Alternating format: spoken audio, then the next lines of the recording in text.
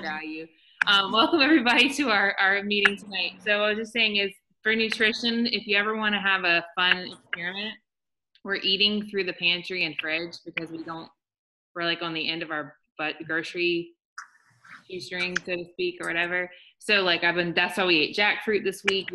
Which actually we're not eating bad. We had salmon cakes today. Like my kids are eating beans like every day this week. I can't eat beans, but they can. So we ran out of white rice or brown rice, but I had black rice that I found in the back of the pantry. So I mixed the black rice with the brown rice. And my son was like, "What is that?" I'm like, "Rice." And he said, "But what's with the rice?" I said, "Rice." It's colorful rice. And they ate it. So I'm going to make more of that. Like we're literally going to eat everything until Friday. And then we can go to the grocery. I have like a little bit just to get a few staples. But if you ever want to get really creative, don't go to the grocery store until you've eaten through your fridge and pantry. I mean, like I'm making granola because we need something to eat for breakfast and I've got the stuff to make it. Nice. So we'll see how it goes. Like there's a couple of things we ran out of, but it's funny because my kids are like, "What are we going to have for lunch? We need sandwiches. There's no bread." I'm like, "Yeah, so eat leftover dinner. Like get creative." So we're going to see how it goes. But thank you guys for being here tonight. So we have our 2B Mindset, our Summer Strong, and our Lift 4 group all together, which is super exciting. I'm pumped to start the program tomorrow for Lift 4. It released already for those you guys if you want to like peek. Like I kind of peeked at tomorrow's workout just out of curiosity. I can't do that. So we're excited about it. But tonight, we were going to talk a little bit about nutrition, some tips for adding vegetables in, how to, pack on the go, especially for those of you guys that are vacationing or have busy summers with camps and stuff, like some ways that might help you when you're on the go, just like plan and prep. I'm going to share just some ways that I've added more vegetables, especially if you have kids, like just ways I've done it where it's not like making 2 different meals. And just if anybody has anything to share that's been helpful. Like I think the key of these calls on Sunday night are just to give things that work for us, because even though they might be easy because we've been doing them, they might, like sometimes somebody shares something, it's I don't want to say rocket science, but it's like an aha moment for me where I'm like, oh my gosh, I never would have thought of that. So for example, did you know you could freeze avocado? Like I didn't know you could freeze an avocado. So if you freeze them, they're really good in your shake. So I learned that the other day. So if you have avocado and they're going to go bad, because anyone ever buy a bag and all of a sudden you're like, oh my gosh, these are all going to be bad like tomorrow. And I can eat a lot of avocado, but not necessarily 4 or 5 in a day. And so if you cut them up and you put them in a container, when they defrost, you can stick them in your shake. They're really good in your shake, because you can't taste them, but they make it super smooth and creamy. So that was something I learned this week. So there's a tip. But before we do that, I wanted to shout out Megan Coffman, who shared today, I wouldn't freeze them whole, I'd cut them up. Because I think that, I don't know what it would, I think you have to cut them up. That's what Stephanie Griffin did. Yeah. Megan Coffman just finished P90. So yay, guys, finishing a 90-day program is legit, like high five. So her coach is Megan Mooney, who's here. And so shout out to Megan Mooney, her coach too. I can't see you. I just see your name. There she is. But I want us, we're going to be brainstorming this a little bit, but I want us to feature some stories in our group and on these calls to share a little bit. Allison shared in our group today, which was really powerful. Like, I think it's important to share tips about things that help us, but I also think it's important to hear stories of how people have achieved things. Big things like finishing a 90-day program, and small things that are still big. Like I don't know about you, but sometimes we minimize our victories. So like if you're a big soda drinker and then you kick the habit, you might think that, it's not a big deal. It is a big deal. Like, does that make sense? Like me not eating after dinner or dinner and done is a rule with the 2B mindset that I've struggled with. When I get that back into like the groove, that's a huge victory, because and when we celebrate those things along the way, then it helps also like show people that you don't only celebrate at the finish line, but when you get to the finish line, take some time to enjoy it. So 90 days, I'm going to let her just share kind of how the journey was. Yes, I love Tony Horton and all of his programs. I have a goal to do P90X, the original, one day. I have not done that one. I've done P90X3. But maybe I'll do that after Lift 4. I don't know. It's on my bucket list because I just love him. But I'm going to stop talking and let Megan talk. It's so funny that you say you love Tony, because like by the end of P90, I was like, I love Tony Horton. And Jake, my husband, is like, oh my gosh, I can't stand that guy. He's very corny. But anyways, yeah, thanks for giving me this opportunity, Kelly. It's been a crazy day, like seeing all these people comment on my posts and my sharing my journey, and it's been really inspiring. So it is good to share your wins, because even just today, like the whole sense of belief in myself is like way up, because there's been like love just pouring out of social media upon me. But yeah, so I chose P90 because Kelly actually told me about it when I was pregnant and said that some of the beginning workouts were helpful for her when she was pregnant. And so I liked that it was a long program, because I wanted something that would like give me that structure of working out almost every day a week, because before I got pregnant and even during my pregnancy, like I was consistently working out. It just wasn't super often. So I wanted to step into it more. And I was at a place in my journey where I felt like I could do that. And since I had just had a baby, I wanted something that was low impact, and P90 is definitely that. And it really builds upon itself. So it's not like super intense right away. So,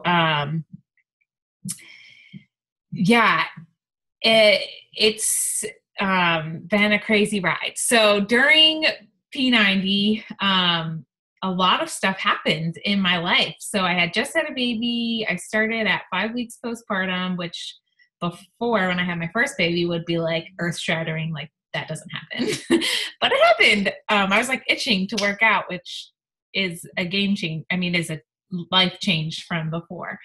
But since the start of the program till now, I realized that I was struggling with postpartum. My husband was traveling a lot. We, as a family, traveled a lot.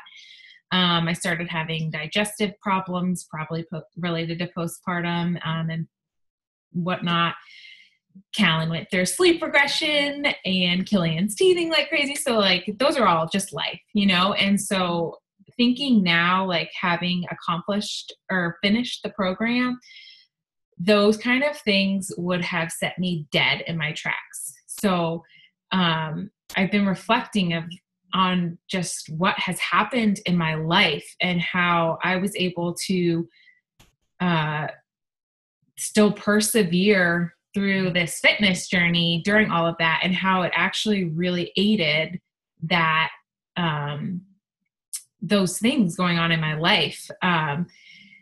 When Jake traveled a lot and when we were traveling, I stayed with my parents for 2 weeks. We were at the beach for a week. I didn't follow the program to a T. I didn't follow the schedule. I swapped in like a mommy and me, that one that Autumn has from Summit a couple years ago, a couple times. Once the Lift preview came out, I swapped that in. And I kind of learned, and I'm still learning, that it's okay to be flexible. And I still feel like I did P90, and I think a huge thing that I learned is that it's okay to say that I did that. It's okay to still say, oh yeah, I finished P90, even though I may have missed one sculpt B, I still worked out as many times as it said to, even if my kid woke up halfway through my workout or 15 minutes into my workout, or my stomach was hurting too bad and I had to swap my rest day, or it got pushed back 2 or 3 weeks. I don't even know how far back I got, but I just learned a lot about getting up even when it's hard and persevering through that. And I also did the diastasis recti video before I started. Okay, a week after I started, because I was like, I really should probably look into that. So if you've had a baby or you're going to have a baby, it's really helpful to look into that. She's like super clear on how to identify it. And knew that I needed to take it easy because I do have a little bit of separation, and I still do.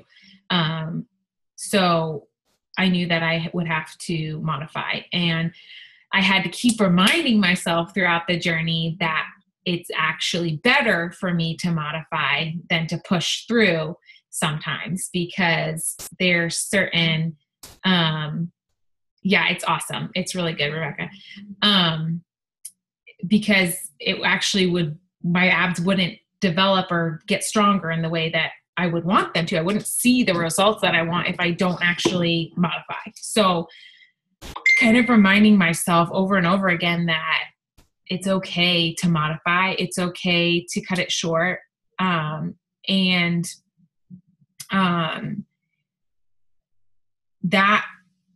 the only reason I think I was able to, and still am able to, kind of give myself that grace is to remember my why. Because it's easy to be like, oh, Jake doesn't want me to work on Saturday morning, or like, my kids woke up and I like just started working out. But I have to remember, like, they're the people that I'm doing this for. And if they need me when I'm trying to do this, okay, maybe I need to have that conversation with Jake and be like, hey, when can I work out on Saturday? Maybe I need to just let my kid cry in his crib for, the duration of my workout. These things happen, but also there's times when like they needed me or I had to change my plans, but I had to remember that, the reason I work out, this is just my personal why. I don't know, you might have a different one, but the reason I work out is so I can be a better person for them. And so that was a huge lesson I learned, was relating this journey to what I want in my life as a whole. And it made me think at the end of it, how much stronger I feel or more confident I feel in making goals in general in my life, financial goals with our family, goals in my spiritual life, goals, whatever. Because I have more of a belief that I can persevere through anything, like the persevering through like a hard move in the workout even affects this. Persevering through 90 days of working out does this. Persevering through a teething toddler climbing on you and you're trying to just do a stinking mountain climber, it just made me realize, or like holding Callan while he's fussing because he's sleep regressing and my stomach's hurting. It's just like that mindset affected every part of my life. Like I can do this. I can do anything, and P90 is really not the hardest workout. It's not even close probably to the hardest workout on Beachbody On Demand, but it taught me that still, like it's still hard, and it was an appropriate challenge for me at this season of my life. But what I'm saying is like, it didn't have to be the hardest workout in the world for it to be able to teach me that lesson, and teach me that sense of belief that I can be stronger than I am today, or I am stronger than I think I am today, really.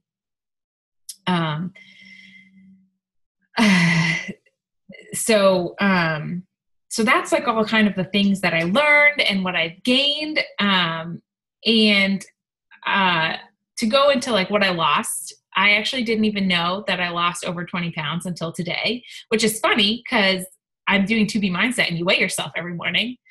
But I didn't realize that since the start of P90 that I had lost, because I didn't start 2B mindset until like a month after I started P90. But that was exciting. And between my chest, waist, hips, arms, and thighs, I lost over 11 inches, which is crazy. But I also lost the idea that I'm not an active person.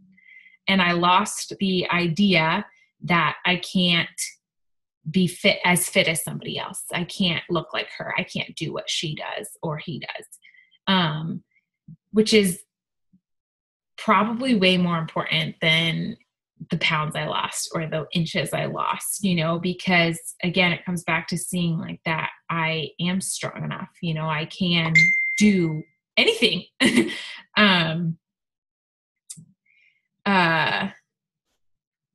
And I think between doing P90 and doing 2B mindset, I don't know when I last felt like this, but I do know a while ago, several years ago, I used to be afraid of becoming overweight again, because when I was in middle school, I was very overweight. And I used to be really afraid of getting to that place again. And I think it was because dieting and exercising was always such a burden to me. It was always, I had to work so hard. And through, excuse me, what I've learned through 2B mindset, what I've learned through this community, and then everything I've already shared with you through doing this 90-day program, and relating it to my why and my goals, I loved it. Like I actually really, really enjoyed it to the point that it was easy. And to the point that when I was on vacation, when I was living with my parents for 2 weeks, when I was, indulging in treats for holidays and birthdays, I was okay with that. And I was also okay with not being okay with it at times so that I could learn to love myself more. And that's huge, like it's fine if I have another baby and I gain 50 pounds again and I have to go through this again because I loved it, which I think is one of the biggest takeaways that I really have from doing this. So tomorrow, I don't know if everyone here is doing it, but tomorrow I'm starting Live 4 and I'm super excited. Yeah. Oh, I did just want to throw out some tips if you kind of want to share the experience of my journey. Those I am statements that Kelly has taught us have been huge since I've had a baby. And going through this program, it I think was probably one of the biggest driving forces in my belief, and being able to persevere through this all and learn more about my ability to persevere. And I personally write new ones whenever I do it, because I kind of think fresh in my head what lies I might be feeling or saying to myself. And reaching out to people and letting them love on me, letting people serve me, letting people help me, even if it feels awkward, even if I feel like I'm not enough because somebody's helping me, letting myself be broken down to let them love on me.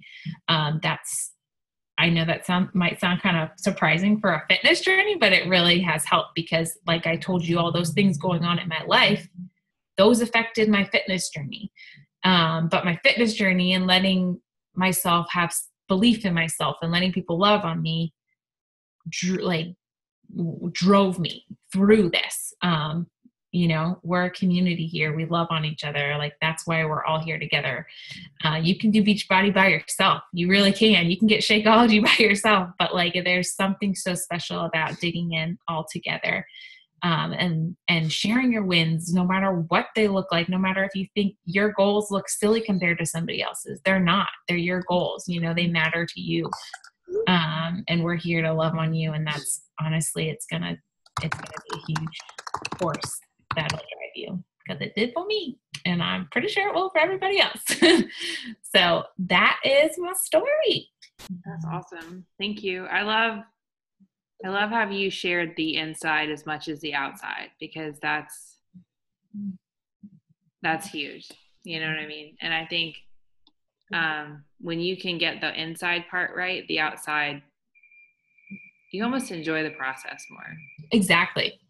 You know, and I think like what you just said about like knowing when getting pregnant again and having like, I wish I would have had that freedom after my first, because my biggest fear after Malia was with getting pregnant the first few times, honestly, was how much I felt my body was out of control and I couldn't get it back. And I didn't know how, because this is before I knew any of this, you know, and it was such a bad spot where now that was the last thing I was worried about. This past pregnancy, I was more focused on my mental, you know, with having so many kids. But that's such a freeing place to be, you know, and I'm glad that you shared that.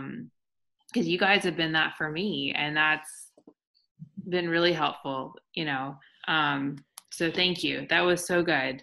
So good. So I recommend, like, if you have not picked a program and you're not doing just something, to pick something. I think, like Megan said, you don't have to be so like legalistic that you're like, oh, but I want to do the Lift for Preview, but it's too sculpt B, but I want to do it, like, well, that's okay. Like, don't ever get so, but what I do love is when you have a program and you have a calendar and you have how many workouts to do a week, to do them, you know, and then if you need to tweak a little bit, like if you're doing 80-day obsession, their hour, like I remember there's a week that I couldn't get the hour, but I did it every day for 30 minutes, like, but at least I did it every day that week, you know. And or with Lift 4, we do our Saturday morning workout, so we could either, you could do Friday on Saturday or you could stretch on Saturday, but like, so there's flexibility, but there is a lot of freedom when there's a calendar that tells you what to do, because then you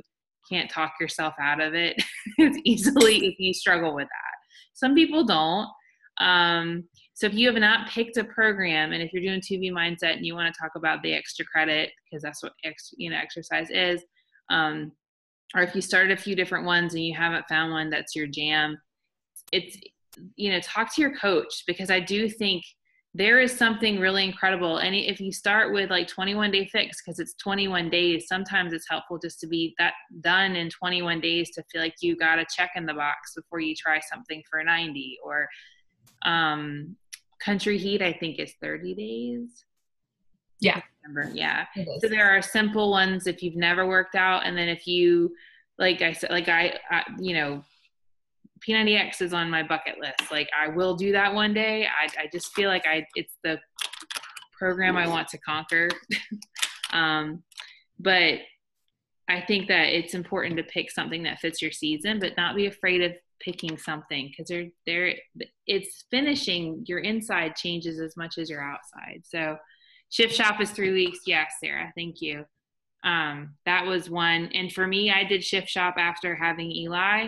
He was like 4 months, because I couldn't work out. Every time I tried to work out until that point, it's my 3-year-old, I would start bleeding, so I had to wait. No, you're not getting chips.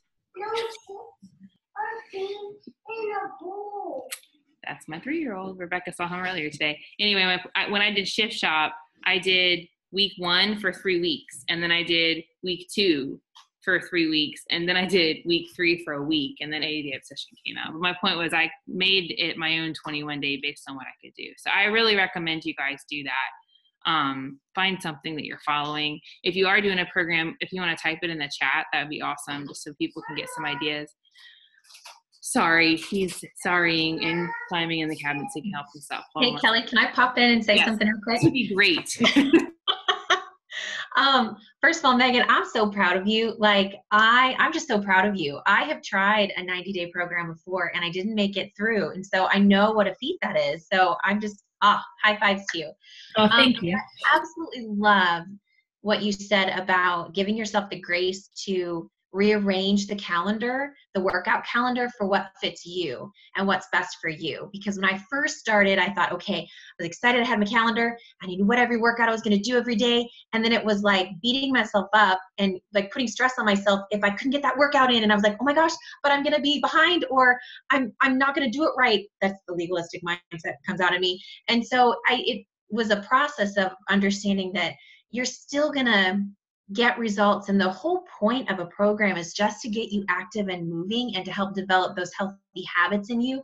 It's not to form this legalistic thing where you have to do X, Y, and Z in, in this time frame. So I almost made it through a 60-day program before I got injured. Oh, it was on like 57. But I was like, on the calendar, I was on day 57, but in reality, I think it was on day like 70, because I had missed something or I had to rearrange my schedule. And so just giving yourself the grace to do the program in its entirety, even if a 90-day program takes you 105 days, that is okay. So I love that. I love that you gave yourself the grace to do that. Yes, sorry. Thank you for saving me from the chip monster. So good. If you guys need help asking about programs, feel free to type on the side and we can help. I do want to share a few tips about food though tonight, because I think this is the other piece of it. You can't out exercise bad eating. I tried for a very long time. That's why one of the reasons why I ran long distance, because I thought, I could do whatever I want if I'm running all the time. And no. But at the same time, we don't want to be feeling like we're depriving ourselves. I think some of the biggest areas people struggle in are getting enough water, snacking on the go, and eating enough vegetables. Whether you do the 2B mindset or you do containers or you follow whatever meal plan, the green containers or the vegetables, like sometimes I thought I ate a lot of veggies, so I was told I had to eat 5 servings of them when I did the containers. And then I realized, I don't eat as much vegetables as I thought. So what I wanted to share tonight were a few things that I do to add more vegetables in. And then Rebecca, she traveled, like kind of is on the go a lot with, I'm putting you on the spot, aren't I? With work. And I thought you could share some of your go-to, like when you're working kind of stuff that you take. And then if any of you guys like Megan or Sarah, I see you hopped on here. Thank you for being here, girl. Or Megan, the other Megan, like if either of you have things, just unmute, any of you can unmute and just share. But I think it's great to share what works for us. So I'm just going to share like 3 really simple things that I've been doing to help with vegetables.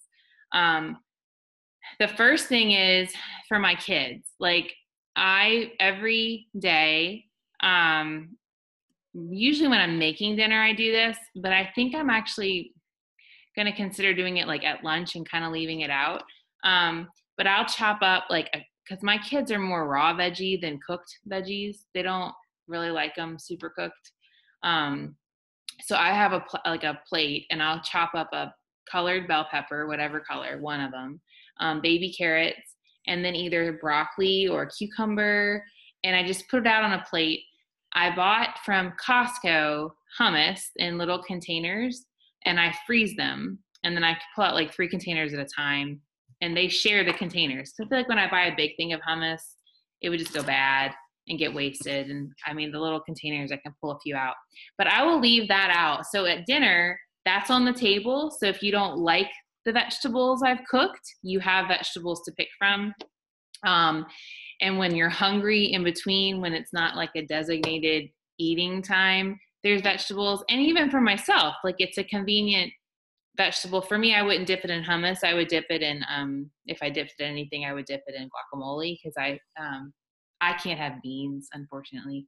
So I also buy the individual guacamole packets from Costco and freeze them. And I pull out like a few at a time.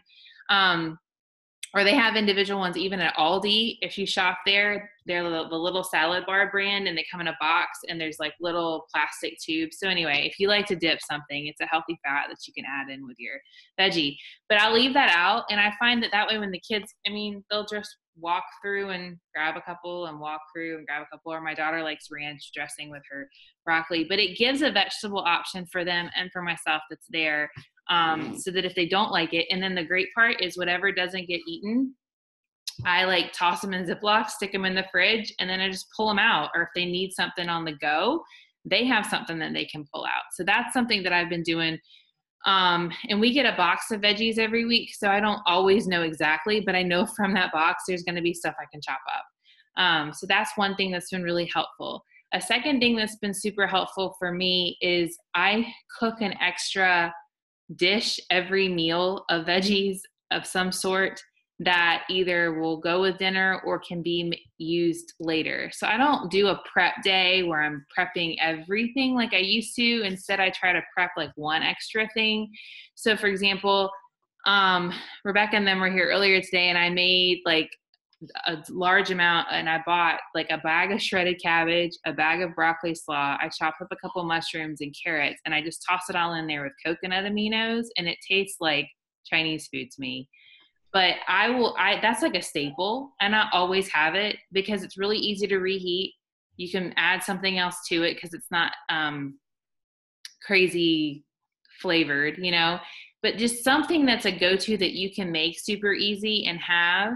So that like when it's lunchtime, if I don't feel like having my shake and I don't want to have a salad, I can warm something up like that and have vegetables that I could toss like some, like another leftover with, or if there's like sometimes I like to keep a rotisserie chicken and I can toss that on top. And then I have a lot of veggies, and I think it's whatever you like. I love Chinese food. I coconut aminos, I feel like I could drink them out of the bottle. And they have them at Trader Joe's a lot cheaper than they have them at the grocery store if you have a Trader Joe's close by. But so I will also do the same thing that I just said with zoodles. And I always, like, to me, I make sure to have the vegetables that I really enjoy. So that's my third tip is like, if you are a carb person, I love pasta and I can't have it. I always have zucchini because if I spiralize zucchini and I cook it in olive oil and season it with pesto, or if I cook it with coconut aminos, like it will satisfy me when I'm having a craving for carbs. So kind of finding something, whether it's a spaghetti squash or zoodles, or like Megan, I think you shared with me about those noodles, the miracle noodles before. Have y'all seen these? They're interesting. Yes. Didn't you talk to me about the shirataki? Yeah, it's like a root, and there's no carbs or no calories. Yeah. But they're super good for you. Yes. Yeah. So that's like something I bought a box of. Yeah. I will show you. I haven't eaten them all. Hang on. They're kind of weird. Full disclosure. And they smell like fish. They smell really funny. Yeah, they smell like fish. So you need to rinse them. And then you boil them for 3 minutes. And then this part's fun. You fry them, but they don't stick to the pan. Mm-hmm. The more you fry them, the more of like a pasta-y like bite you get to them. Because I didn't do that the first time. I didn't fry them and boil. So, right. The first time I did it, I didn't either. And I was like, oh. Yeah. But like, that's my third tip would be like, if you have a thing you prefer, find a substitute and keep it on hand. So I bought a box of these off Amazon. And I still have a couple packets left. Since we're eating through the pantry, I'll be eating them this week. But this or zucchini, like now that zucchini's in season and I can pick up a bunch of it really cheap at the grocery store, I've been eating zoodles like for days. I send Sarah a picture of my zoodle bowl like every day. I'm like, come over and eat with me. So finding that thing that's going to satisfy, but that's a vegetable. And if you like cauli rice is a big thing. You can make cauli zoto and if you aren't quite there yet, mix the two together. So for pasta night, my kids will eat spaghetti noodles. I will eat zucchini noodles. But if I still was like transitioning over, put a little bit in, mix them together, but it's like a way to add more in. So those are kind of some things that just help me and help my kids. And what's crazy is now when I have like, spaghetti squash, my younger two don't want noodles. They want my spaghetti squash because they've been watching me eat this way for their whole life. My other kids are like, I don't want the squash, but at least some of them do. So those are kind of my tips, and then I'll let anybody else that wants to share.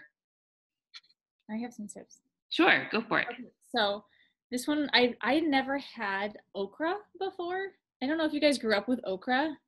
Okay. Tried. So this is from the Trim Healthy Mama book. So here's what you do with it. You put it in your smoothies frozen.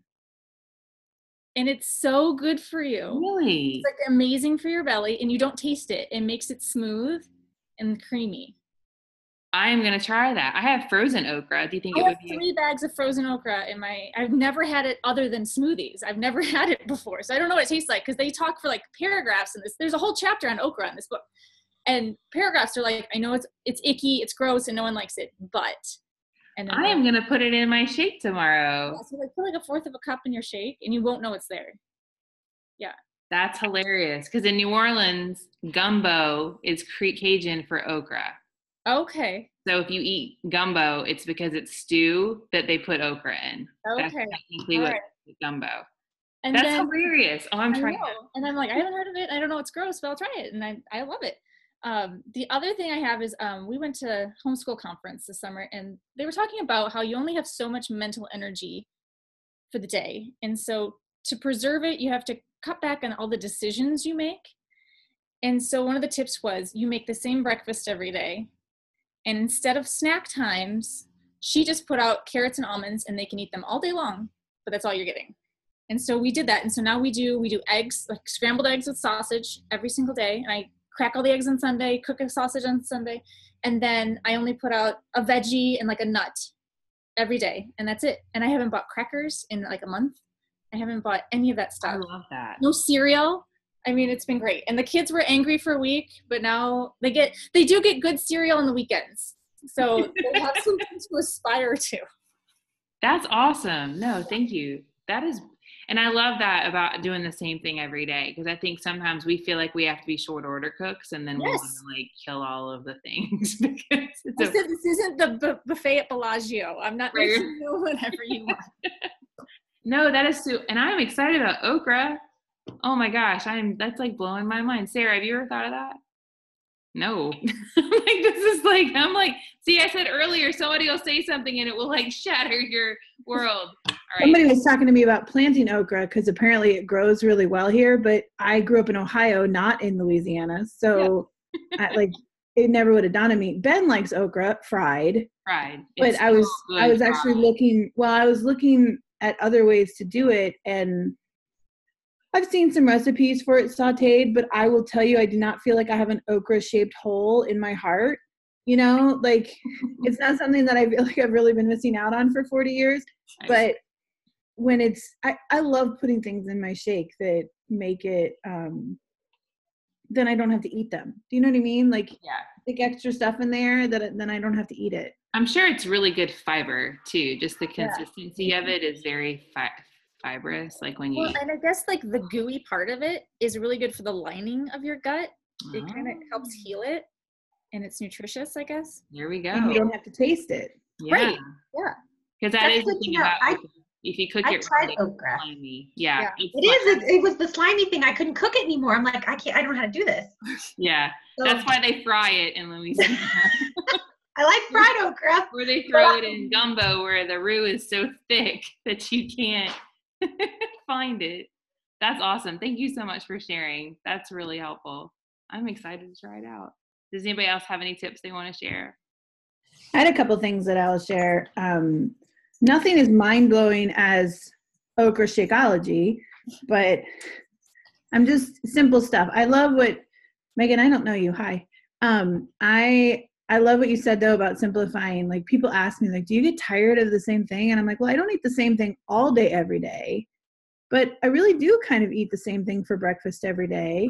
And no, I don't get tired of it. I mean, every once in a while I do, but I don't know. But I eat like you said, you eat eggs and sausage, right? Eggs and sausage or eggs and bacon every day. You know, like we're not suffering over here. You know, I'm not eating okra every morning.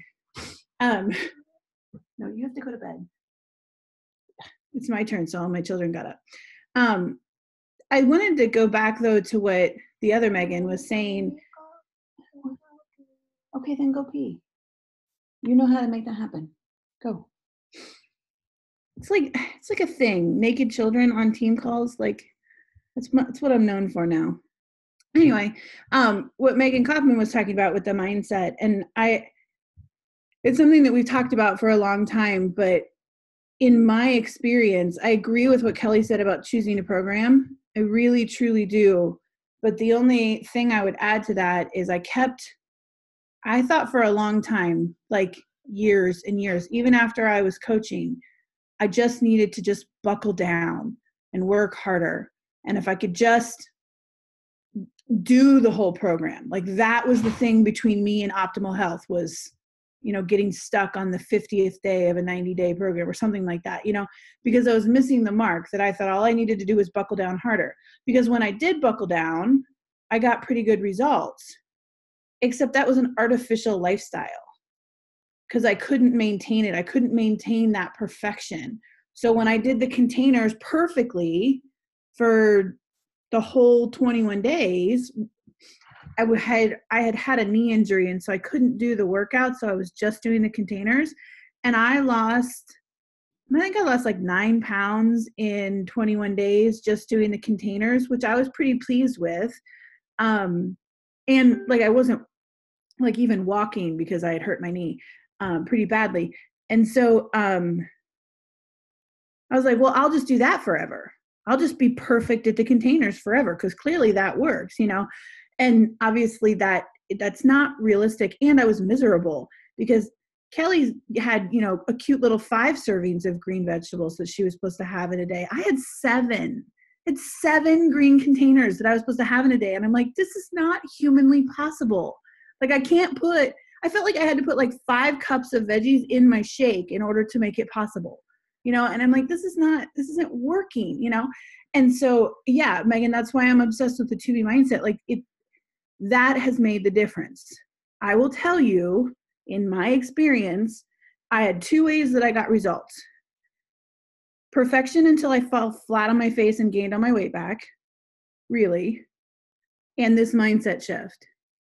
And so I have shared with people who are friends with me on Facebook and in groups that we've been in, I have a transformation during my pregnancy and not the way that you think of it. You know what I mean? Like, my face is thinner. I don't have like the back fat under my bra anymore, you know, and I'm 8 months pregnant. Like, I'm 35 weeks right now, you know, and it's because of that mindset shift. That's what drove the better decisions in my food. Y'all, I had ice cream today though, so let's be real. Like, it's not the perfection. My results aren't driven by that perfection anymore, because that mindset, and I'm not miserable either. You know, like I said, I eat eggs and bacon for breakfast, or oatmeal, or, you know, whatever. It's National Ice Cream Day. See, I did not know that. I emotionally ate some ice cream today because I was having a really crappy day. But let's rewrite that and say, I made a choice for National Ice Cream Day. I mean, the baby knows. Man, that baby likes some ice cream. Anyway, my point is this now I'm having greater success for a longer period of time during a more difficult phase of life, and I'm not miserable about it. You know, like I don't always eat all the veggies I'm supposed to eat, but I'm still making choices and tracking my food and paying attention to how it affects my body, right? A bug is stuck in his ear. Oh no. Anyway, so I have learned that I can't just buckle down and work harder. That might work for a little while. And that's when I would recommend somebody does, like, Shift Shop is really great when you're trying to break through a plateau, or when you're trying to get the last bit of training in, if you're doing an event, a physical event or something like that. The way that it's structured to ramp up in intensity as the 3 weeks goes on, that was great. Or if you really feel like you need to buckle down and focus on something, that's a great one. But again, I did the Shift Shop and had some results, and I was like, well, I'll just do Shift Shop forever, like over and over again forever, and I will get these exact same succession of results every single time. And that didn't work. But anyway, on a nutrition front, I just had 3 real quick things, maybe 4, that I wanted to say. And one of them I kind of already said, like, don't make yourself miserable. Kelly said her kids like fresh vegetables. So do mine. There are not very many fresh vegetables that I really enjoy. I like having a salad. I like carrots. And I like lots of veggies on my salad. I do not like tomatoes. I do not like peppers. And then there are other things that I like raw, or cooked better than raw, like broccoli and that kind of cauliflower. Those kinds of things, I love them cooked. And so I try to cook them in a way that preserves as many nutrients as I can. So you either eat them in the liquid they're cooked in, like a soup, or you cook them for less time, or if you cook them with a fat, all of that kind of stuff helps preserve the nutrients and makes them easier to digest. But I don't make myself miserable saying the only thing I'm allowed to eat is a bell pepper today, because I won't. I won't eat it, and then I'll either be hungry, and then that goes back to being miserable, or I will bag it and eat something else. So what I recommend for people, and Kelly and I talk about this a lot, because one of the downsides of doing a lot of investigation into like gut health and inflammatory issues and all that kind of stuff is sometimes you uncover things that other people tell you are healthy, but that bother your body. And there's nothing wrong with that particular thing necessarily, but you can't have it, at least in this season. And I tend to pout about that and throw a big fat pity party, because there's this whole list of things. I'm hungry, and all I can think of is this litany of things that I'm not allowed to eat now because they make me sick. And so what I've started doing and started recommending to people, or if I have somebody who says, you know, I'm a picky eater, I don't like a lot of things or whatever, make a list of things that you do like, that you would feel good about eating, that you could look back on. It doesn't have to be what's in your fridge right now. It could be like, you know, a dream list. If I had, you know, the perfect garden and access to this, an unlimited grocery budget or whatever, you know, just make a list of all the stuff that you do like, that you can have. And by can, I don't mean like artificial rules that you're imposing on yourself. I'm talking about like, you've been paying attention to how food affects your body, and you've learned that this combination of things, or if I eat this in the evening, or this thing period really bothers me, and I don't want to feel that way anymore. That's what I mean by can't have it. So stuff that you enjoy, or can at least tolerate, or can eat in a way that you enjoy them. Like if you need to dip your broccoli in ranch, then put it on the list, broccoli and ranch, put that on the list. Stuff you like, stuff you can have, and stuff that you would feel good about eating. There's plenty of things that I like that I wouldn't feel good about having had. But do that and have that in front of you, because then it shifts your focus. It shifts your mindset. Instead of this litany of stuff that you can't have, that you are pouting about, unless that's just me, here's all this stuff that you can have and that you will eat and feel good about, right? And then, in my opinion, put some avocado on it or make it with butter.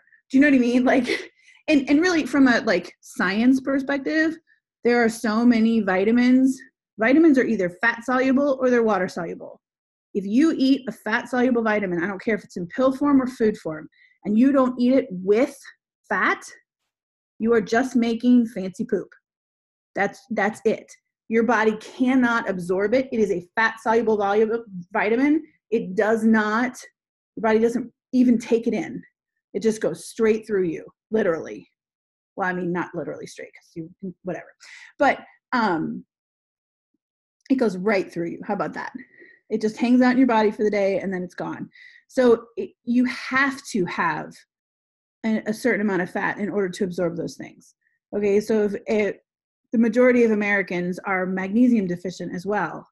Well, you can take all the magnesium in the world that you want, but if you don't have it with calcium, you can't absorb it.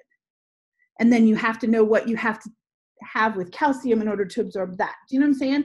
So when you eat boneless, skinless chicken breast, you've taken all of the taste out of it, and you've taken all the fat off of it, and you've taken all the nutrient absorption away. And so really, it's tasteless and you're miserable and it's awful, and you don't get any benefit from it. So like if I'm going to choke down okra, it better be good for me. You know what I mean? But this other, so that's kind of my little nutrition 101 on there. You have to make sure, and I don't expect anybody to get a vitamin degree. I make my eggs with coconut oil every morning and put an avocado on top of it. I put coconut oil or MCT oil and grass-fed butter in my coffee every morning.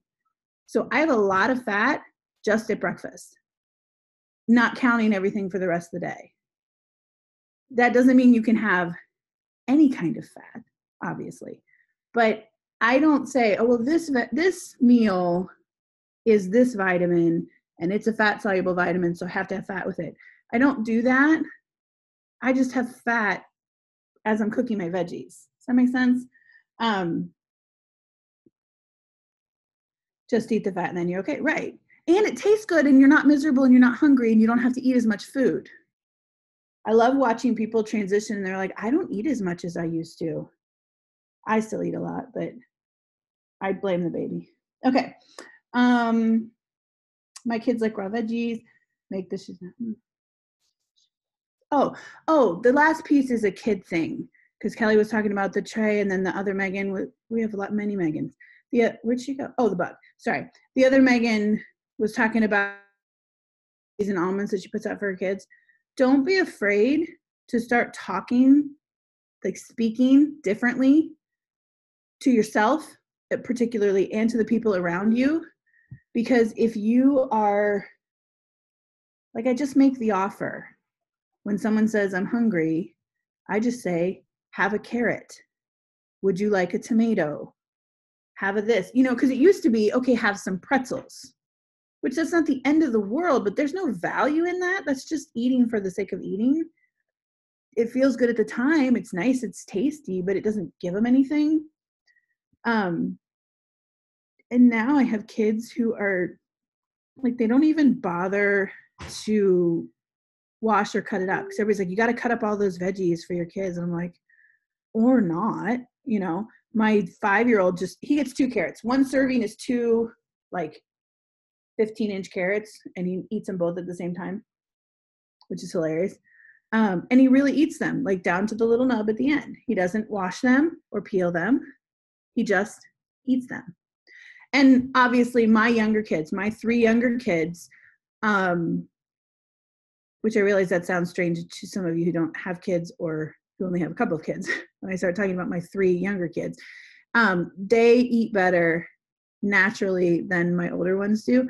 Now my older ones eat better because we've been doing this long enough. But when we first started, my younger ones caught on to it much faster because it wasn't a palate shift for them. And so like Kelly said, you have to leave some grace for that and still let them have pasta. Plus kids are different. Like, they need more carbs than I do. And it's okay if they have rice with their food. Like, it's good for them. They burn so much energy in the day that it's not a problem. But anyway, I'll let them eat a Ritz. They're the best with butter. Eat it with butter. Anyway, that's just my suggestion is if you are miserable, or if you are fearing that you're going to be miserable when you make a change, something's holding you back, and you don't want to do it because you fear that you're going to be miserable and suffering for it, then do it in a way that you don't have to be. Do it in a way that you are still enjoying what you eat.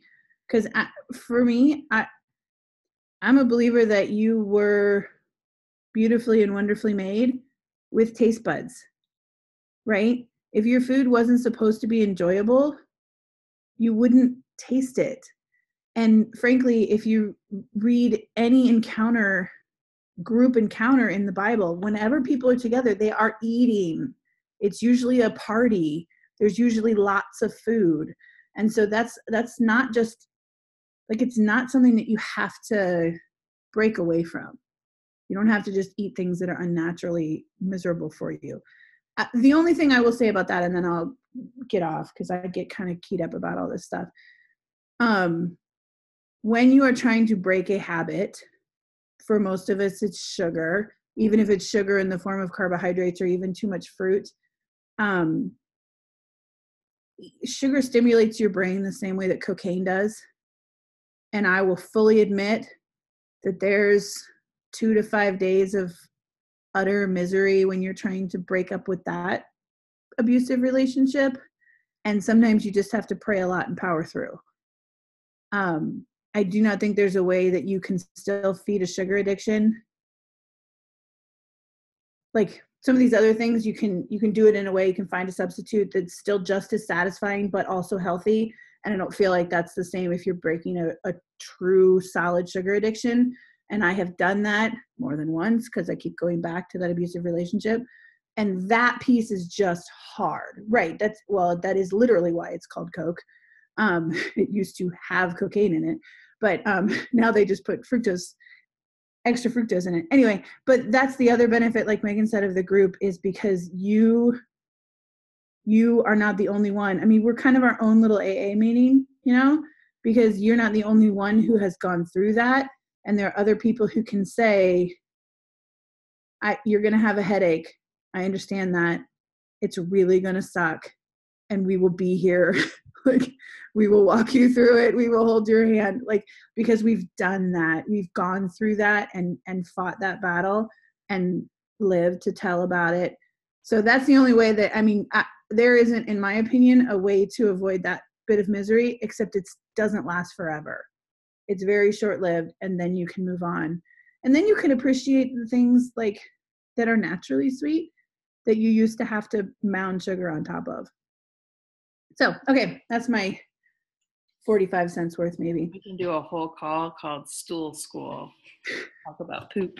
I feel like we do a lot of talking about poop, especially when we all first started To Be Mindset and all of our poop dramatically changed. Mm-hmm. It's actually a thing. When we did 131 with Shalene Johnson, we went to stool school. Yep. We'll spare you the details.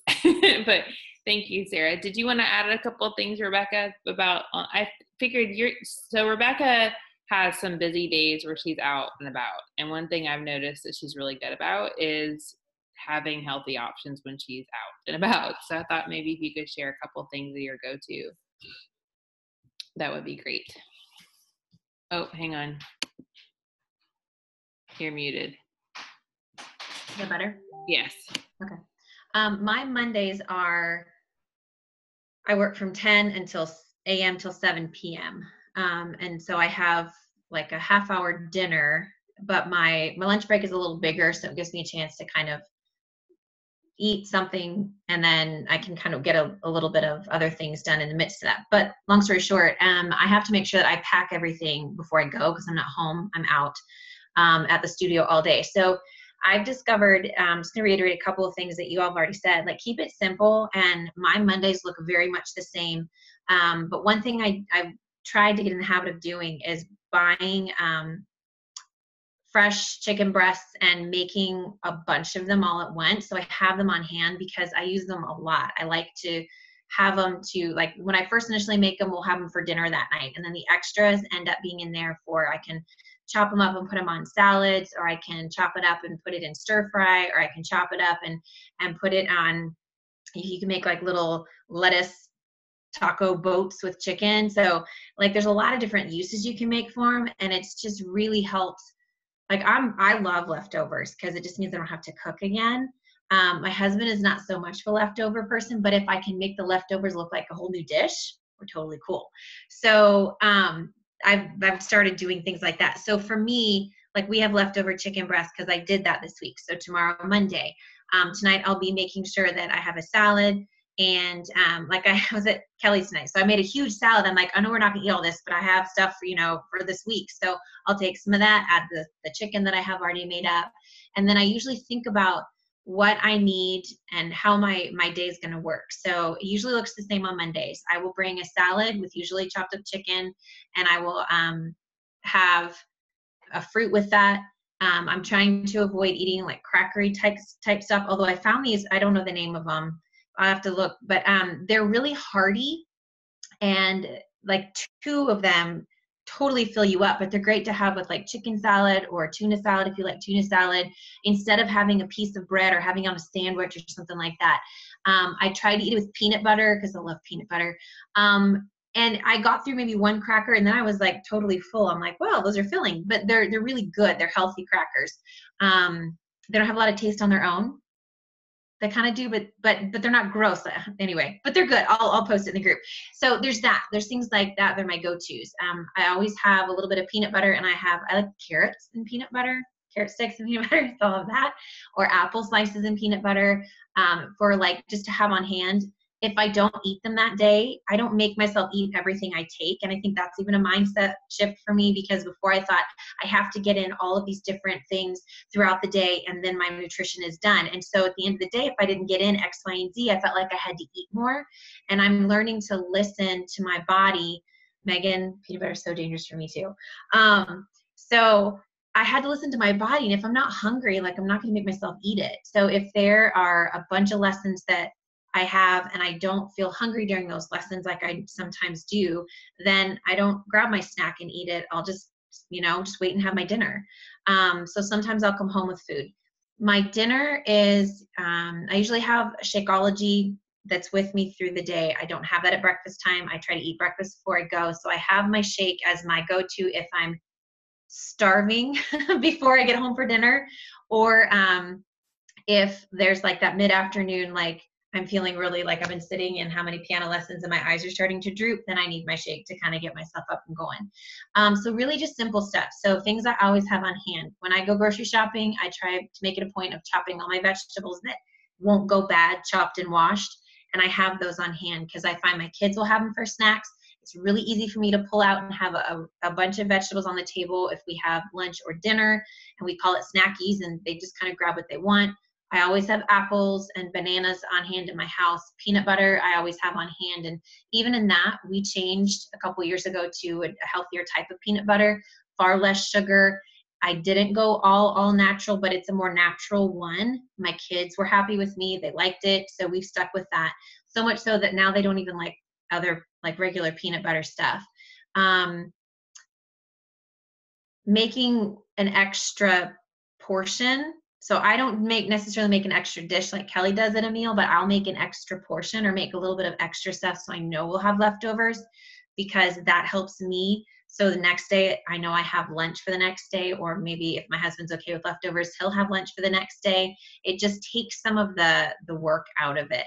So those are kind of a couple of things. My go-to, like when we go to the parks, when we go to the zoo, we can bring food in. So those are the things that I take with me as well. I take the fruits and the vegetables, and if I have the beach bars on hand, I'll take those. And I have found, oh my goodness, those things are golden, because my kids, one, they love them, they think they're a candy bar, but two, like they are really truly satisfied with that snack.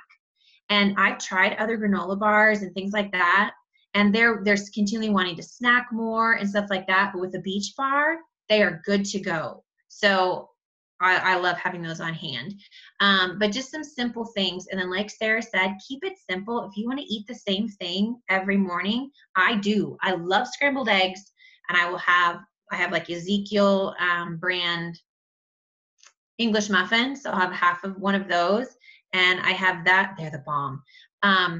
Scrambled eggs with that, and then I have my coffee. It's my breakfast every morning. And if I don't have time for that, then it's a shake. I just keep it simple. But nutrition doesn't have to be hard. And if you want to try new fruits and veggies, go for it. Like give yourself the freedom to do that and to try something and be okay with not liking it. It's totally fine, but you'll never know unless you try. But don't feel that you have to be this gourmet chef all of a sudden because eating healthy means you have to eat all this weird food. Because I've been there, and as a mom, it's hard, and your kids don't want to always try new things. I mean, we're trying to just give them to eat carrots most of the time. So it's okay. Like, just give yourself the freedom to try new things. If you don't like it, find something else. Go back to what you love. And I was doing the same thing tonight. I was talking to Kelly. I'm like, I need to remember to write down those meals that I have that I'm like, oh, that was good. Like, I liked that. And then have those on a recipe card. I still have a recipe box. It's from my mama. So like, have it on a recipe card so that when you have those nights, when you're trying to think of what you want for lunch or for dinner, and you're like, oh yeah, let's go through that. You can go through your favorites, and then you're excited about food. You know, you're going to be satisfied. You know, you ate healthy. And it's more than likely, it's going to be things that you already have in your house, because it's a dish you like. So you have those items on hand to create it. So just keeping things simple and let it be what you need for you and your family, and be okay with that. You don't have to, it doesn't have to look like anybody else. You can have your own nutrition plan. It just has to be right for you. You listen to your body. When you're full, you stop eating. Don't feel like you have to try X, Y, and Z. If Susie over here tried X, Y, and Z, like, you do your thing. You do what's right for you, and you'll see that you're going to respond to it. So those are kind of my biggest tips on nutrition. Thank you so much. I know this was a longer call, but I think it's a good one for us, especially as people come later to say, this is a great call to listen to, because all of these things are really helpful. So thank you guys so much. That, I think the key is simple. You know, And like, if me saying making zoodles sounds like rocket science, then don't do that. Find something simple, or buy them frozen in the steamable bags. You know what I'm saying? Well, and that wasn't your first step either. Do you know what I mean? Like that and that's something that, you know, we can say what we do now, but I can tell you our very first step was we switched to brown rice. Yeah. Yeah. That's it. That was all we did. Yeah. You know, and I tried serving soup for dinner, like doing a soup and bread for dinner one night a week in the winter. And I mean, it was a major revolt at my house for a while. It took a long time before that was an acceptable meal. Right. And so none of us started off this crazy deep end. No, for sure. Yeah. Well, thank you guys for hopping on tonight, and for everybody that was able to make it to the end. And I'll get this recording up and we'll share it in the group. I'm just going to close us out with a quick prayer as we head into our week. Heavenly Father, thank you for our time tonight. Thank you for just the collective wisdom of our team, family, community, challenge groups, all of the above. God, I ask that you would bless everyone this week, that for those that are struggling, that you would give them the strength to turn their focus to see where they're winning. For those that are winning, Lord, that you would inspire them to share their wins so that it shines light and hope into the lives of others. And for all of us who are leading, Lord, that you would help us to lead through serving well and staying focused on the most important things. And I just pray for our families. I pray for just this upcoming week, for summertime, for those traveling, for all of those who are pregnant, for all of those who have new babies. And I just ask, God, that you would just continue to bless us. And I thank you so much for this amazing community. And we pray all these things in your name. Amen. All right, you guys, have a good night. Take care.